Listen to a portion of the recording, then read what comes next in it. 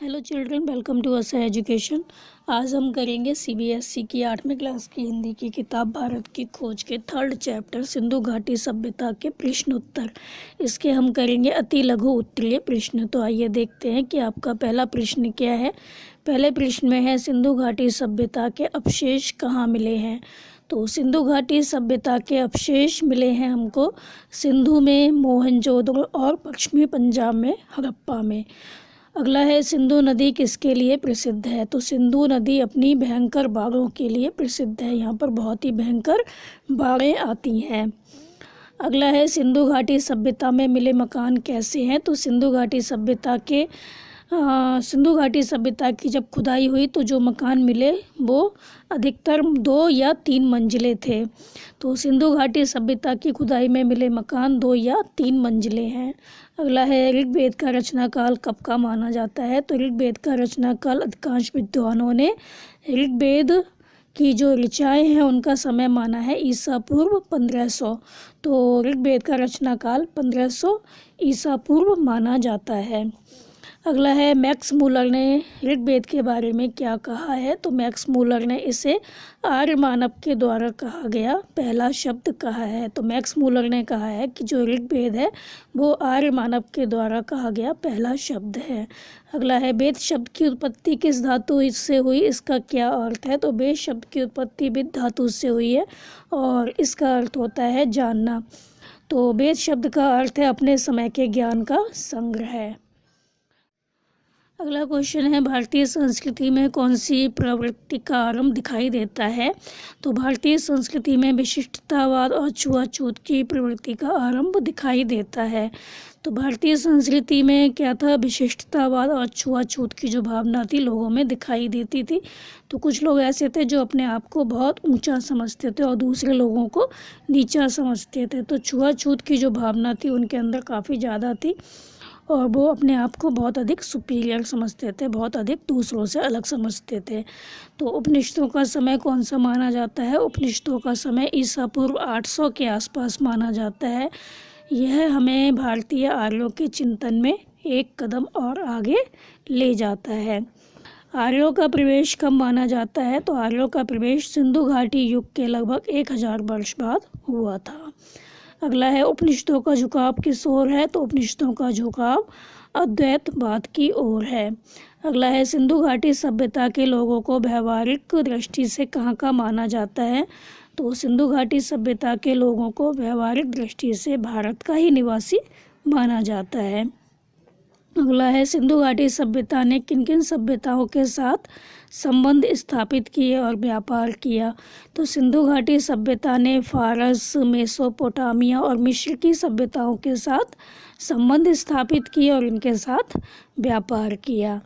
प्राचीन भारत में ग्राम सभाओं का क्या स्वरूप था। तो प्राचीन भारत में जो ग्राम सभाएं थी वो एक सीमा तक स्वतंत्र थी और उनकी आमदनी का मुख्य स्रोत क्या था, लगान था।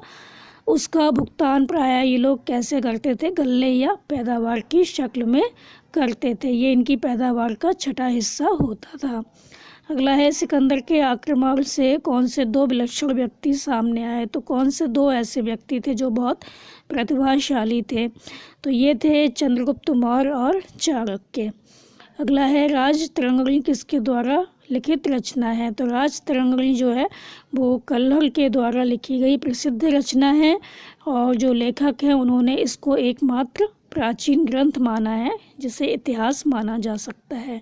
अगला है सिंधु घाटी सभ्यता के अंत होने के बारे में क्या संभावना है कि पूछा गया है इसमें कि सिंधु घाटी सभ्यता का अंत क्यों हो गया।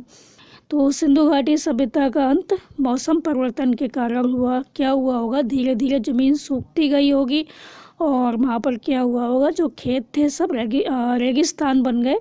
इस वजह से सिंधु घाटी सभ्यता का अंत हो गया। आपका अगला क्वेश्चन है सिंधु घाटी सभ्यता की खोज से पहले क्या समझा जाता था।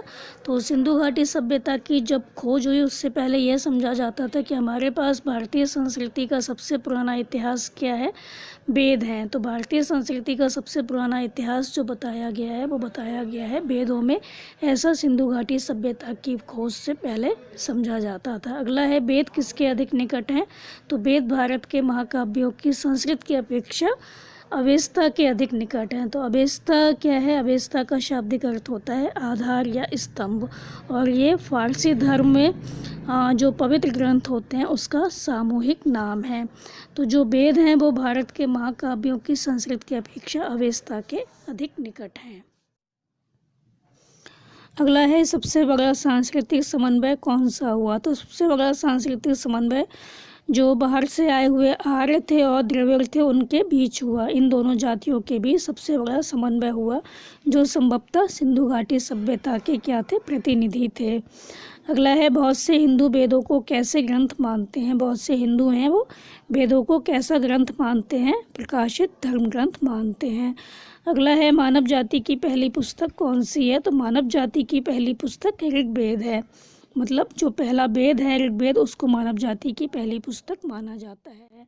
किस प्रकार के लोग परलोक में विश्वास करते हैं? तो देश के निर्धन और अभागे लोग जो होते हैं वो एक हद तक परलोक में विश्वास करते हैं। अगला है किस प्रवृत्ति ने आगे चलकर जाति व्यवस्था का रूप ले लिया? तो विशिष्टतावाद और छुआछूत की प्रवृत्ति ने आगे चलकर जाति व्यवस्था का रूप ले लिया। तो बहुत से लोग ऐसे थे जो अपने आप को बहुत विशिष्ट समझते थे और दूसरे लोगों से वो नफरत करते थे। छुआछूत की जो प्रवृत्ति थी वो बहुत अधिक थी।